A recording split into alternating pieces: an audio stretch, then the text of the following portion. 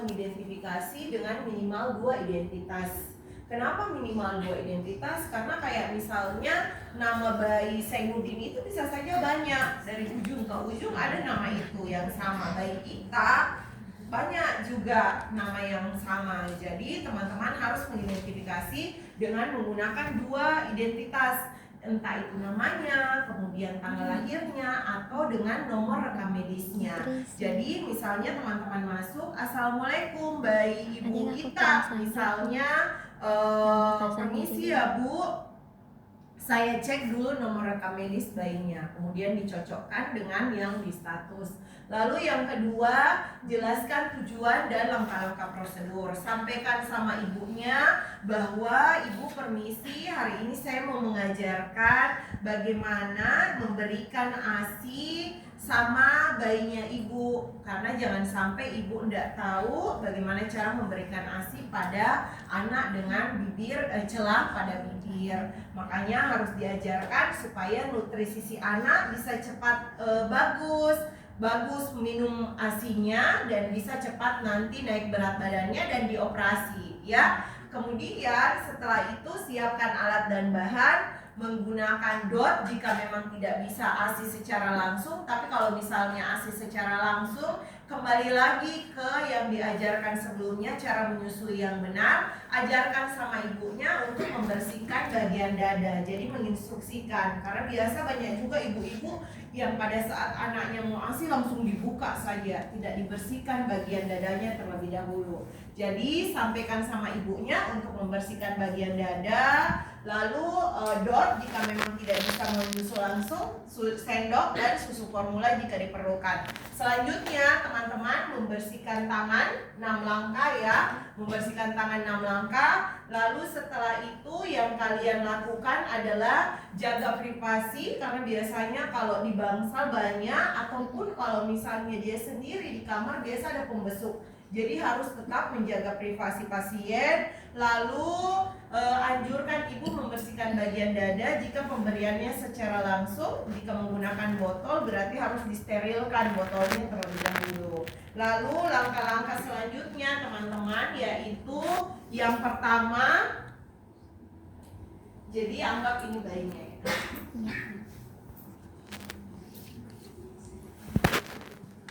Nah, jadi posisinya seperti ini. Posisinya seperti ini, bayi di situ 35 sampai dengan 45 derajat.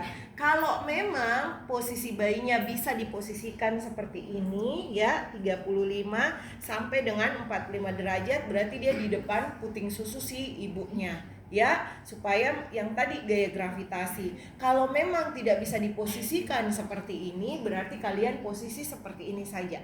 Ya, ini 35 juga sampai dengan 45 derajat. Intinya posisi kepala lebih tinggi daripada posisi badannya. Oke, jadi yang seperti itu. Jadi posisinya seperti ini yang tadi. Anggap ini sudah sesuai ya, posisi ininya sesuai dengan kepala bayi dengan puting susu si ibunya. Nah, posisinya seperti ini, mengatur posisi bayi 35 sampai dengan 45 derajat. Intinya posisi tegap, kemudian puting susu ibu diarahkan ke bagian mulut yang tidak ada celah. Ya, jadi kalau misalnya celahnya di sini berarti puting susunya dimasukkan di sini ataukah di depan sini. Intinya dia bukan di bagian bibir yang ada celahnya. Nah, kemudian memperhatikan bibir celah di bagian mana, lalu dimasukkan puting susunya. Pada saat dimasukkan, ibunya diajarkan untuk mengatur laju aliran ASI. Mengatur laju aliran ASI, misalnya anaknya tidak bisa sama sekali nih, cuman masuk mulutnya tapi dia tidak menghisap. Jadi teman-teman ajarkan ibunya untuk menekan di bagian payudaranya, tapi menekannya secara pelan-pelan ya, secara pelan-pelan. Kemudian kalau misalnya ASINya sudah kemana-mana, misalnya banyak yang merembes, ajarkan sama ibunya untuk menekan secara perlahan atau coba berhenti dulu ya, supaya anak belajar untuk menghisap. Oke, jadi seperti itu. Setelah itu teman-teman silahkan dipindahkan lagi di payudara yang sebelah kirinya sambil memperhatikan, karena tadi yang di video mengatakan bahwa banyak ibu dengan labioskisis mengatakan dia memberikan ASI kok dan anaknya tertidur karena kekenyangan. Bukan, bisa saja anaknya tertidur karena capek. Ya, karena memang untuk butuh effort yang banyak buat mereka untuk mengisap payudara ibunya. Kemudian dipindahkan lagi ke payudara sebelah dengan langkah-langkah yang sama kayak tadi. Untuk posisi badannya 35 sampai dengan 45 derajat. Kemudian setelah itu puting susu dimasukkan ke bibir, bagian bibir yang tidak ada celah.